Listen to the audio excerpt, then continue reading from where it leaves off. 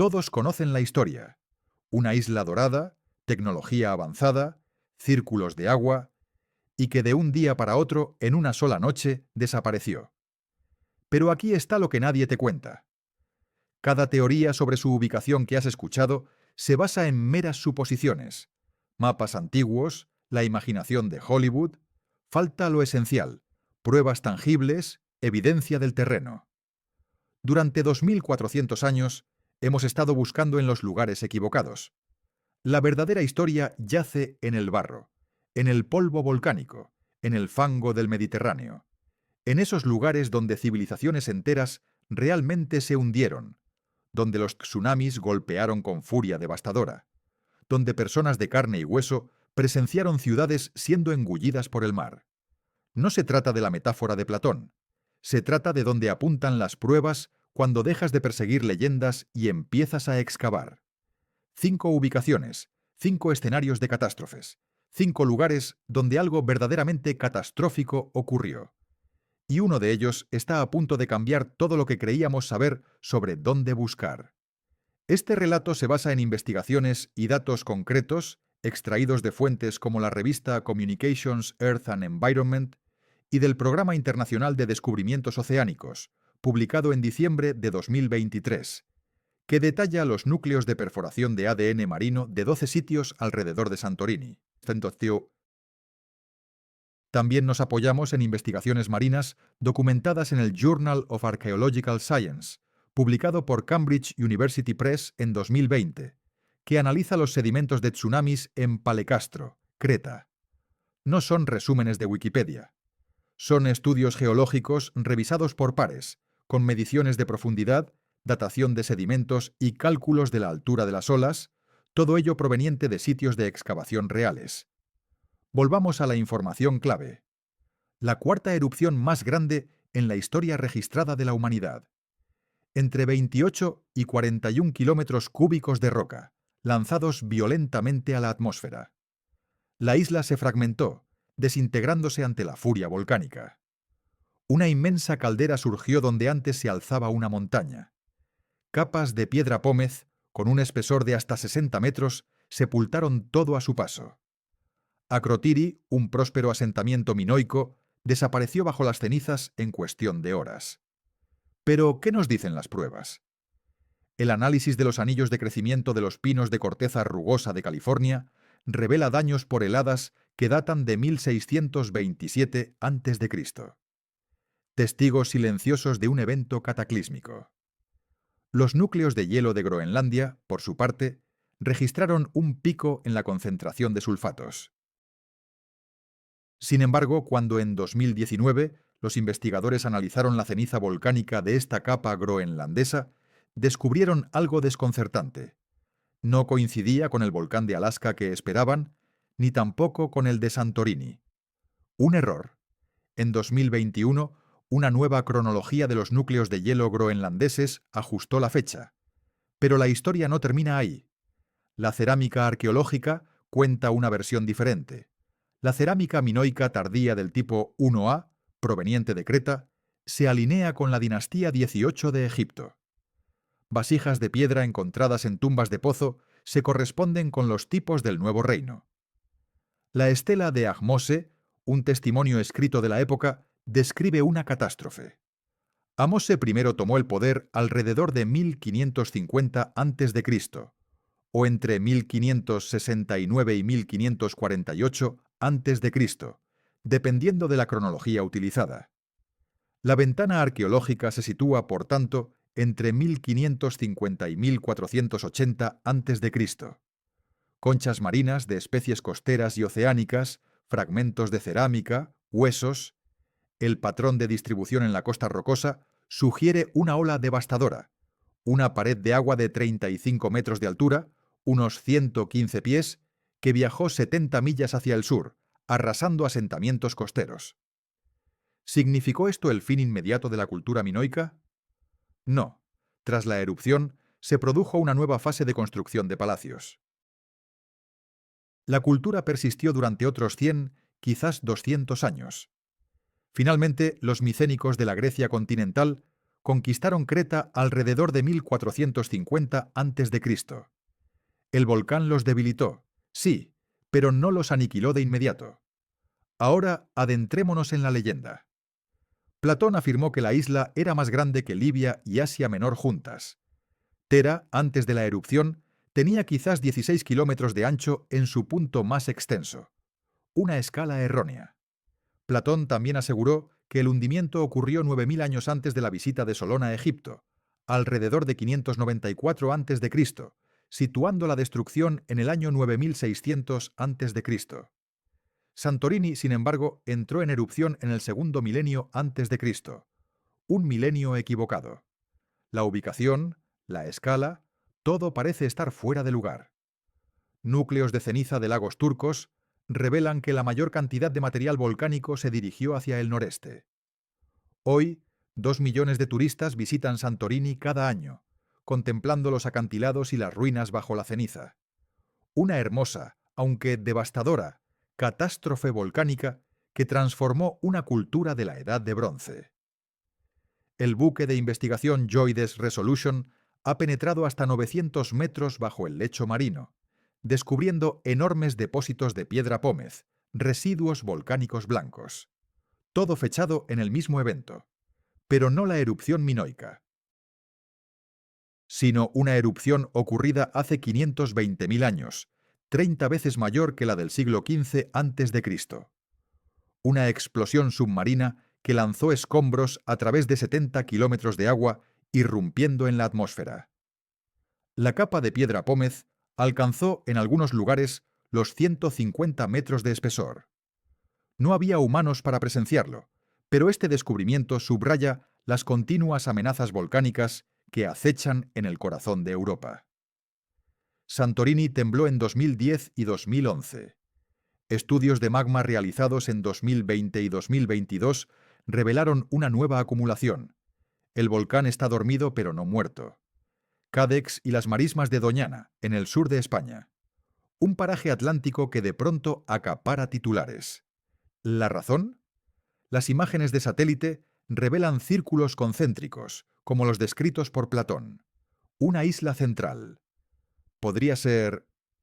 Wigbold publica sus hallazgos, y las imágenes desatan una ola de investigaciones.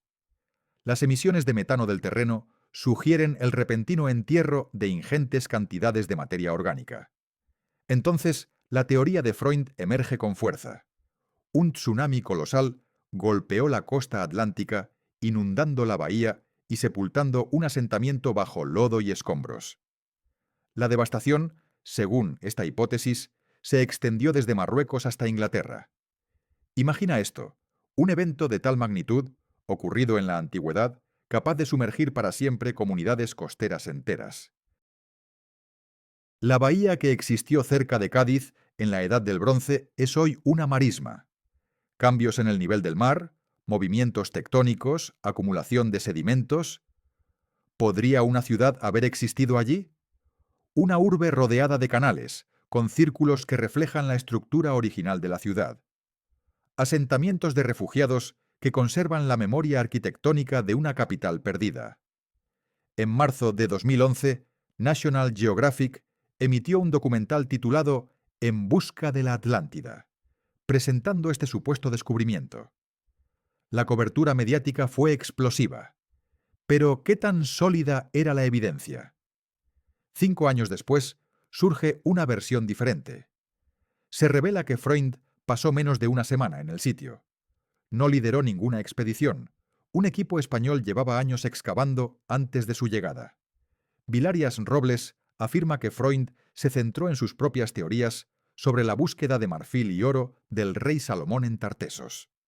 Las estructuras identificadas por Wigbold en las imágenes satelitales resultaron ser más pequeñas de lo esperado, o datadas en el período musulmán, no en la Edad del Bronce, y mucho menos en la época de la Atlántida.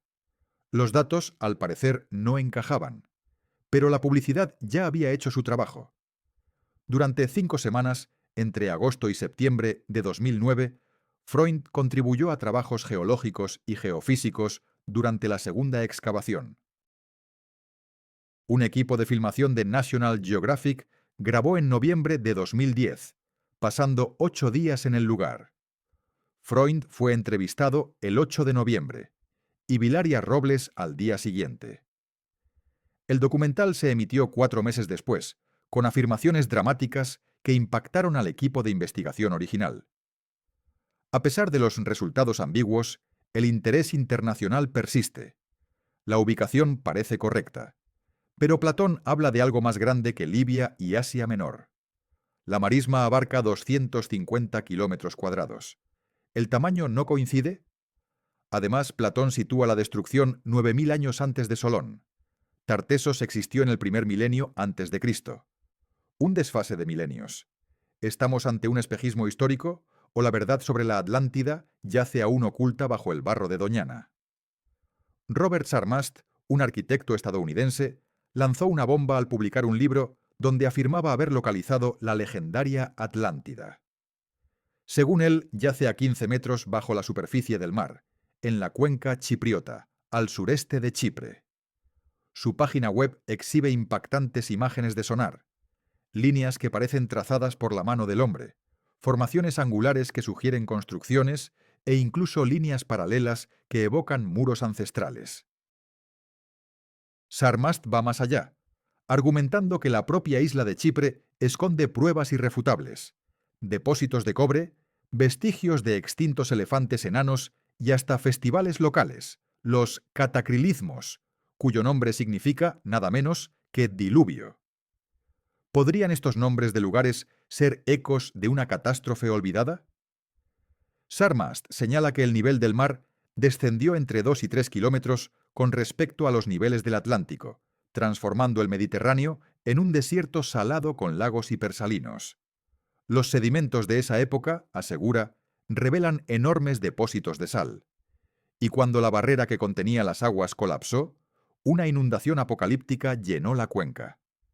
Sus escaneos de sonar, tomados a profundidades de 1470 a 1510 metros bajo el nivel medio del mar, muestran lo que él interpreta como muros artificiales, cimientos y estructuras que coinciden asombrosamente con las dimensiones descritas por Platón. Pero la controversia estaba lejos de terminar. Un equipo de científicos analizó las mismas características que Sarmast había identificado. Sus conclusiones, publicadas en revistas especializadas, pintaban un panorama muy diferente. Las formaciones lineales, según ellos, eran simplemente pliegues naturales causados por la tectónica de sales local. Las formas angulares, cicatrices de deslizamientos de tierra con pliegues compresivos superficiales en los extremos y los lados. En resumen, procesos geológicos naturales, no arquitectura. El programa En busca de la verdad, del History Channel, dedicó un episodio a este enigma, titulado Atlántida Nuevas Revelaciones. Utilizando sismografía de reflexión, demostraron que los supuestos muros de Sarmast eran, en realidad, formaciones tectónicas. Datos sísmicos que confirmaban estas interpretaciones, con el respaldo de geólogos marinos que estudiaban la cuenca chipriota. La comunidad arqueológica profesional rechazó por completo la identificación de la Atlántida. El Drilling Project Lake 160, un proyecto de perforación, recolectó núcleos de sedimentos de los sitios 963, 965 y 96 al sur de Chipre, a profundidades de 470 metros, 156 metros y 1044 metros bajo el nivel del mar. Estos núcleos, extraídos del fondo marino, a la profundidad donde Sarmast situaba la Atlántida, revelaron estratigrafía con sedimentos marinos del Pleoceno y anteriores.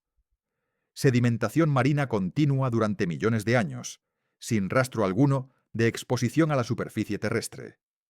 Ni evidencia de habitación humana, ni artefactos.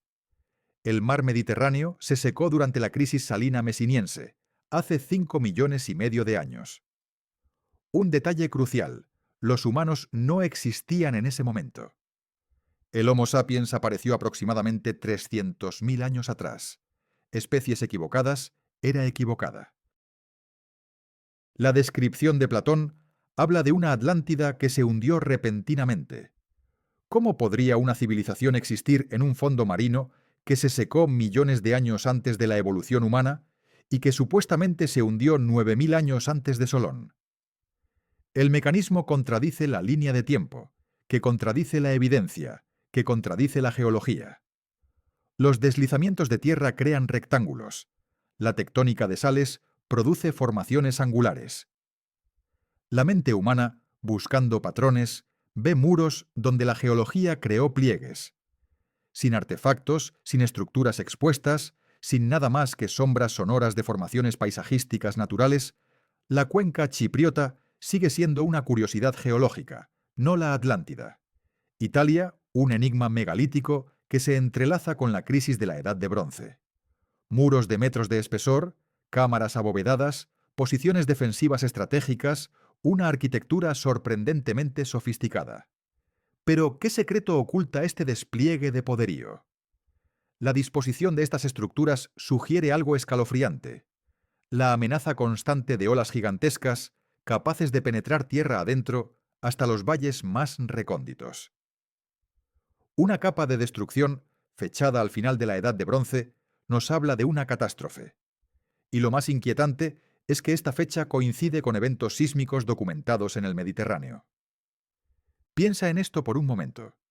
¿Qué fuerza fue capaz de doblegar a esta civilización? Alrededor del año 1200 a.C., un colapso repentino. La cultura sobrevivió. Sí, pero nunca recuperó su antigua grandeza. Las conexiones vitales con el Mediterráneo oriental se rompieron. La construcción de estas imponentes estructuras se detuvo. La población disminuyó drásticamente. Sardinia, ubicada en el corazón del Mediterráneo, un lugar aparentemente idílico, pero quizás un punto vulnerable. Platón describió anillos de agua concéntricos. Cerdeña, con sus bahías intrincadas y su geografía compleja, parece desafiar esa descripción.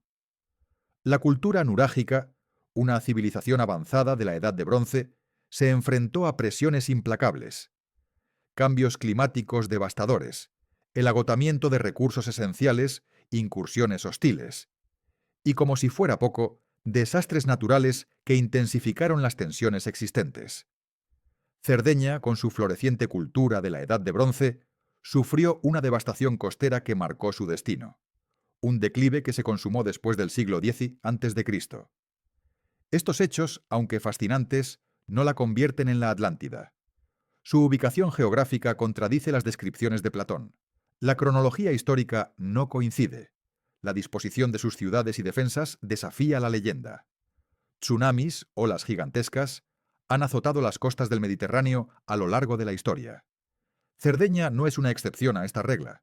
Es quizás un ejemplo más de la implacable fuerza de la naturaleza. Un recordatorio de que incluso las civilizaciones más avanzadas pueden ser vulnerables. La afirmación más reciente, y quizás la más controvertida, revela algo asombroso. 3 muros concéntricos sumergidos, esculpidos en el lecho marino. Sus dimensiones y disposición coinciden de manera inquietante con la descripción que Platón hizo de la Atlántida. En el centro, un monumento rectangular que podría ser el mismísimo templo de Poseidón, y entre los muros exteriores, intrincados canales profusamente decorados. Pero, ¿qué tan profundas se encuentran estas estructuras? A más de 20 metros de profundidad. El lecho marino se sitúa entre 15 y 20 metros, pero se estima que entre 5 y 15 metros adicionales de sedimentos cubren las ruinas. Esta profundidad total sugiere una antigüedad de entre 10.000 y 12.000 años. Una fecha que, dentro de los márgenes de la interpretación arqueológica, coincide con la que Platón asignó a la destrucción de la Atlántida. Muros desplazados y divididos en secciones, campos de escombros, un rápido entierro bajo sedimentos y una geología marcada por tsunamis. La región, además, es propensa a frecuentes terremotos. ¿Podría la actividad tectónica explicar esta repentina inmersión? El terremoto de Lisboa de 1755 demostró el potencial de tsunamis en la zona. ¿Acaso eventos anteriores pudieron ser aún más devastadores? Estamos ante la puerta de entrada a la aceptación de la Atlántida como una realidad. En su documental Atlántica, Se muestran imágenes de inmersiones en el lugar, aguas turbias, y de repente el primer muro aparece. Ángulos rectos definidos, superficies planas y una anchura uniforme de varios pies. Esta construcción de piedra, oculta bajo sedimentos y adherencias marinas, sugiere que el relato de Platón podría ser un eco de un fenómeno megalítico en la Europa occidental del Holoceno. El Holoceno, recordemos, comenzó hace 11.700 años, tras el final de la última edad de hielo. La península sudoccidental ibérica, en particular la costa de la bahía de Cádiz, experimentó una cultura floreciente en ese período. Construcciones megalíticas, comercio marítimo, una sociedad avanzada, y luego la catástrofe. Donnellan presentó escaneos impactantes en la Cosmic Summit, círculos perfectos, un área central que podría corresponder a un templo. El público observó recreaciones digitales que reconstruían los muros concéntricos, los sistemas de canales y las zonas portuarias. La presentación, con una precisión asombrosa, se ajustaba a la descripción de Platón. La noticia corrió como la pólvora. El Daily Mail, Yahoo News, el Jerusalem Post, la revista Archaeology. Cada medio informó con distintos grados de escepticismo. Y es que hasta el momento no se han encontrado artefactos, no se han analizado cerámicas, no se han publicado dataciones de radiocarbono, ni se han presentado artículos revisados por pares. ¿Podrían estas estructuras ser formaciones rocosas naturales? La geología submarina puede crear patrones circulares. La erosión puede esculpir canales. Los pliegues tectónicos pueden producir características lineales. Sin excavaciones, sin muestras de materiales, sin investigaciones científicas rigurosas, la afirmación sigue sin confirmarse. Ahora bien, las noticias históricas nos recuerdan que los estudiosos debaten si la Atlántida fue un mito o una realidad. A lo largo de los siglos, las teorías la han situado en Santorini, en el norte de África, en Suecia, en Bolivia, en Turquía, en Alemania, en Malta, en el Caribe, en la Antártida. Cada lugar ha tenido sus defensores, cada uno ha presentado pruebas, pero ninguno ha convencido a la corriente académica principal. El descubrimiento de Donnellan se suma a una larga lista de afirmaciones basadas en datos sugestivos, pero ambiguos, estructuras que recuerdan un diseño concéntrico. Sí, pero sin artefactos, sin fechas y sin revisiones científicas, sigue siendo una especulación impresionante, una especulación costosa financiada con documentales, pero al fin y al cabo una especulación. Esta investigación se basa en el análisis de múltiples informes de expediciones, incluyendo la presentación de Donnellan en la Cosmic Summit de 2025, los hallazgos de Richard Freund de National Geographic de 2011 documentados en Finding Atlantis, y estudios geológicos comparativos de núcleos de perforación del Programa Internacional de Descubrimiento Oceánico publicados en Communications, Earth and Environment, el 2 de diciembre de 2023. Y ahora volvemos a la información. Las tempestades marinas devastaron ciudades costeras en el 12 antes de nuestra era. Tsunamis implacables golpeaban sin piedad. Terremotos transformaban las líneas costeras, alterando el mundo conocido. Civilizaciones enteras surgían y se desvanecían en el lapso de una vida humana. Muchos creen que Platón nunca tuvo la intención de completar su obra sobre la Atlántida. ¿Fue la historia solo una alegoría? ¿Un estado ideal corrompido por la arrogancia? ¿Una advertencia sobre los peligros de la ambición imperial? Tal vez solo un ejercicio filosófico, no un relato histórico real. La estructura descrita por Platón, de 50 estadios de ancho, unos 9.200 metros, presenta un desafío. Ingenieros que han estudiado a Platón señalan un proyecto portuario imposible. Esas dimensiones, argumentan, no funcionan hidráulicamente. El agua salada se estancaría, las corrientes fallarían. El diseño desafía la ingeniería práctica.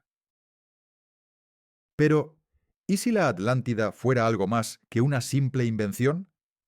En 2014, buzos descubrieron 40 lingotes de oricalco en un naufragio de 26 siglos de antigüedad cerca de Sicilia. En febrero de 2016, se recuperaron otros 47 lingotes. El metal existe, una aleación rara de cobre y zinc de la que los romanos agotaron sus reservas. La minuciosidad de Platón resultó ser sorprendentemente precisa. Los frescos encontrados representan saltos de toros, cuernos consagrados y rituales de sacrificio. Los minoicos desaparecieron tras la erupción de Santorini. Su memoria perduró, sus prácticas descritas en relatos posteriores. La Atlántida de Platón muestra similitudes asombrosas con la cultura minoica documentada, una cultura avanzada que se perdió en el tiempo. ¿Eran estas las historias de mercaderes fenicios sobre Tartesos? ¿Recuerdos de la agitación del evento de Mesina? ¿Antiguos tsunamis en la costa atlántica? ¿Destrucción causada por terremotos en España? Todo comprimido en una sola narración. 9000 años. Una eternidad. No literalmente 9600 años antes de nuestra era, sino mucho tiempo atrás. Tanto que Critias la escuchó de niño durante un festival. 60 años después, Critias se la repitió al joven Platón. 80 años después, Platón la escribió. Cada narración añadía detalles. Cada generación la embellecía. La memoria, moldeada por las expectativas culturales. Atenas en guerra con Esparta. Ideas democráticas cuestionadas. La Atlántida se convirtió en el enemigo perfecto. Una historia con moraleja. La perdición de un imperio. Tsunamis reales devastaron asentamientos de la Edad de Bronce. Civilizaciones reales se derrumbaron. Las catástrofes ocurrieron. Las historias perduraron. Los lugares se desvanecieron. El 16 antes de nuestra era encaja con el período minoico tardío, y la arqueología demuestra una destrucción catastrófica. A menos que Platón quisiera decir que el evento ocurrió en la Antigüedad profunda y usó 9000 como una hipérbole poética. A menos que los sacerdotes egipcios combinaran múltiples catástrofes. A menos que la traducción fallara. El potencial de un tsunami se confirma con el terremoto de Lisboa de 1755. La ubicación coincide con la descripción más allá de las columnas. La escala sigue siendo incorrecta, el eje temporal, discutible. Las excavaciones, incompletas. La geología explica estas características. Tectónica salina, cicatrices de deslizamientos de tierra, procesos naturales, reconocimiento de patrones que ven muros donde no los hay. La arqueología requiere artefactos, requiere contexto, requiere evidencia más allá de sombras en pantallas de sonar. Ninguna inmersión repentina, ninguna coincidencia con el diseño específico de Platón.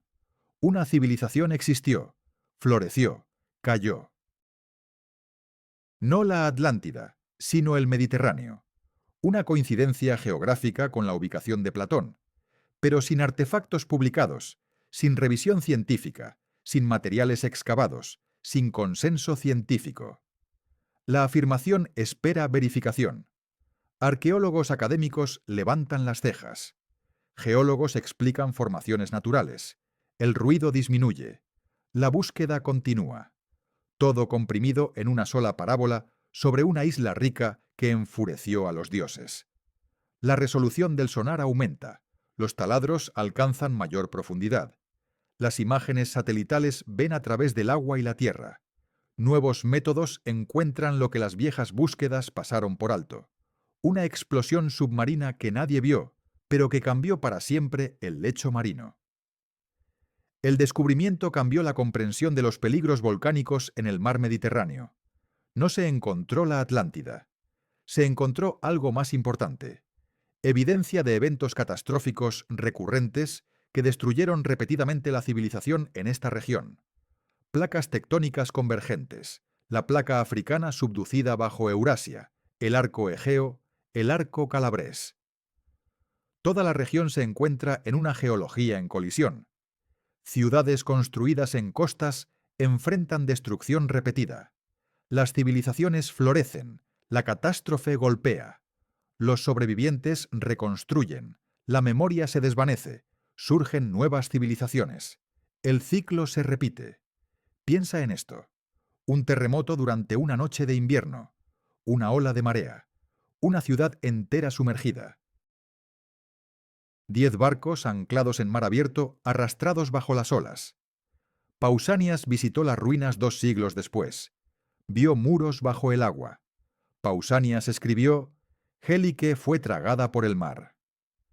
La catástrofe existió en la memoria histórica griega, documentada por múltiples fuentes. Escritores clásicos se refirieron a ella repetidamente. Ningún misterio, ninguna leyenda. Una catástrofe real con víctimas nombradas y destrucción fechada. Relatos contemporáneos detallan el evento. Testigos declararon: «Se encontraron cuerpos, las ruinas yacen en aguas poco profundas, los buzos las examinan, los arqueólogos las estudian». Port Royal demuestra que la inmersión repentina ocurre. Los sacerdotes egipcios escucharon la historia a través de fuentes antiguas, mercaderes sirios, marineros fenicios, viajeros del oeste. La narración llegó a Egipto y se archivó en los templos. Solón tuvo acceso a ella, la llevó a su hogar, Platón la escribió y nosotros la heredamos. Doniana, un pantano atlántico que coincide con la ubicación, pero carece de arqueología. Chipre, un profundo mar Mediterráneo que encaja con el mito del diluvio, aunque contradice la línea temporal. Cerdeña, la cultura nurágica que se asemeja a la civilización, pero no a la inmersión. Cádiz, un descubrimiento reciente que coincide con muchos detalles, pero que espera validación científica. O quizás sea algo completamente distinto, tan imposible que permanece sin ser hallada. Anhelamos que la Atlántida exista porque necesitamos una catástrofe que lo explique todo. Las civilizaciones avanzadas no desaparecen sin más, algo las destruye. Un terremoto, un tsunami, un volcán. Una catástrofe justifica su desaparición. El misterio mantiene vivo el sueño. Una sociedad perfecta perdida por la arrogancia. Una advertencia sobre el poder. Un recordatorio del dominio de la naturaleza. La historia sirve a propósitos que van más allá de la propia historia. Ciudades reales se hundieron. Tsunamis auténticos arrasaron asentamientos de la Edad de Bronce. Las costas del Mediterráneo y el Atlántico conservan pruebas en capas de lodo. En Pale Castro, los depósitos de un tsunami alcanzaron los 35 metros de altura. Aquella ola aniquiló todo a su paso. Los habitantes presenciaron su inminente final. Algunos huyeron, otros perecieron. Su ciudad se extinguió. Su cultura fue absorbida por los supervivientes. El recuerdo de la catástrofe perduró en relatos que se entrelazaron con otras historias de desastres. Finalmente, una historia se impuso: la Atlántida. ¿Cómo de bien encajan? Requiere una comparación exhaustiva. La ciencia necesita tiempo, pero los medios exigen respuestas inmediatas. Esta discrepancia genera controversia. Cuando esto ocurra, las comunidades de Santorini enfrentarán el mismo destino que los minoicos. Los modernos sistemas de alerta temprana son de gran ayuda. Existen planes de evacuación, pero el riesgo fundamental persiste. Vivir en un volcán implica aceptar la catástrofe como algo inevitable. Sin artefactos, sin excavaciones que revelen estructuras artificiales, el sitio no ofrece nada a la arqueología. Los oceanógrafos investigan la tectónica salina en la zona. Los geólogos analizan núcleos sedimentarios. Ya nadie busca la Atlántida allí. Nadie afirma seriamente que Cerdeña fue la Atlántida. Una civilización de la Edad de Bronce existió, floreció y declinó. No fue una isla perdida, sino la cultura nurágica, una historia real, no una leyenda. Acceso público a través de un sendero para burros, 300.000 visitas anuales a la página web. La fascinación internacional perdura. Las respuestas definitivas aguardan a la tecnología futura, la financiación y los permisos. Un anuncio desatará titulares. Los escépticos exigirán pruebas. Los creyentes proclamarán su reivindicación. El ciclo se repite. Sin artefactos, dataciones, revisión científica y consenso académico, las afirmaciones seguirán siendo solo eso, afirmaciones. Los descubrimientos permanecerán como provisionales. La verdad seguirá siendo objeto de debate. El tiempo se agota para salvar el conocimiento. Todo está en riesgo de perderse. Una lección que trasciende la geografía. La soberbia precede a la caída.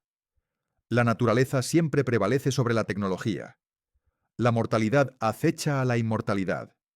El acceso a lugares protegidos exige permisos especiales. Remover sedimentos sin destruir las pruebas requiere de una pericia extrema. Estos desafíos explican por qué la evidencia definitiva sigue siendo tan esquiva, aún más grande. El nivel de Moors se encontraba a 120 metros por debajo del actual. El continente de Sahul unía Australia con Nueva Guinea y Tasmania. Durante 100.000 años, el hielo derretido elevó el nivel de los océanos. Entre 18.000 y 8.000 años atrás, inundó más de 2 millones de kilómetros cuadrados. Las líneas costeras retrocedieron, en algunos puntos, más de 100 kilómetros tierra adentro. Las historias de los pueblos originarios narran paisajes que se hundieron bajo las olas. Los científicos creen que estas tradiciones orales documentan eventos reales. Civilizaciones verdaderamente perdidas, historias de supervivientes auténticos, no en el Mediterráneo, no en el Atlántico, sino en Australia. Pero, ¿cómo es posible que esto suceda? El mecanismo demuestra que el hundimiento repentino es una realidad. Culturas enteras pierden regiones completas a causa del aumento del nivel del mar. La memoria colectiva preserva la pérdida. Hace 27.000 años, al comienzo de la Edad de Hielo, el nivel de Moors descendió, revelando paisajes bajos que fueron habitados por personas. Luego, hace 12.000 años, comenzó el calentamiento global. El hielo se derritió, los mares se elevaron y los paisajes se sumergieron. Mapas de alta resolución del fondo marino revelan lo que existió antes de la inundación: valles, sistemas fluviales, posibles asentamientos humanos. Ahora, todo yace bajo 200 metros de agua. La salinidad corroe los metales. Las bacterias consumen la materia orgánica. La piedra se erosiona. Sin excavación ni conservación, la verdad se desvanece. No solo buscamos lo que existió. Estamos en una carrera contra la destrucción natural de lo que aún permanece. Si un sitio contiene artefactos, estos se degradan rápidamente. Sin excavaciones y conservación inmediatas, las pruebas se deterioran. Lo mismo ocurre con los Doniana, antiguos humedales australianos. La química de estos humedales descompone la materia orgánica, mientras que la sal corroe los metales. Sin recuperación y procesamiento, los artefactos desaparecen. Piensa en esto. Antes de que los investigadores identifiquen un sitio prometedor, aseguren la financiación, obtengan los permisos necesarios y movilicen a los equipos, pasan años. El sitio cambia. Lo que detectó el sonar se erosiona. Lo que mostró el radar de penetración terrestre se desplaza. La ventana de oportunidad se cierra. La evidencia se pierde para siempre, devorada por el tiempo. El año 16 antes de nuestra era. Una erupción volcánica sacude Santorini. El año 12 antes de nuestra era. Los pueblos del mar arrasan ciudades. Tsunamis recurrentes, terremotos implacables. Cada catástrofe dejó supervivientes, cada una engendró relatos. Relatos que con el paso de los siglos convergerían en una narrativa dominante. La Atlántida lo absorbió todo. ¿Dónde nos equivocamos al buscar la verdadera ubicación de la Atlántida? En exigir una única respuesta. La historia opera fusionando catástrofes reales con detalles imposibles. Las catástrofes reales demuestran que pudo haber existido algo. Los detalles imposibles, que no existió tal como se describe. Esa tensión es la que mantiene viva la búsqueda. Santorini prueba que las amenazas volcánicas persisten en las zonas activas. Donusa revela que las áreas costeras se enfrentan a peligros recurrentes de tsunamis. Chipre demuestra cómo la geología natural imita estructuras artificiales. Cerdeña saca a la luz que las culturas de la Edad del Bronce alcanzaron una sofisticación arquitectónica subestimada. Cádiz nos recuerda que las pruebas prometedoras exigen una validación científica rigurosa antes de que las afirmaciones se consoliden. Estratos a profundidades de la Edad del Bronce. Análisis de polen que señalan cambios ambientales repentinos. Características de los sedimentos que sugieren una rápida deposición catastrófica. Una publicación en suspenso. ¿Acaso esta inundación sepultó la Atlántida, o Tartessos, o un asentamiento innombrado? La verificación está pendiente. Los académicos llaman a la cautela. El ciclo persiste, porque la historia sirve a propósitos que trascienden la propia historia. Una advertencia contra la arrogancia, un recordatorio de la mortalidad. Un misterio que impulsa la innovación tecnológica en la arqueología subacuática, o hasta la próxima catástrofe en el Mediterráneo que sumerja nuestras ciudades costeras. Entonces, futuros arqueólogos escanearán nuestros estratos de sedimentos, debatiendo sobre nuestras ruinas.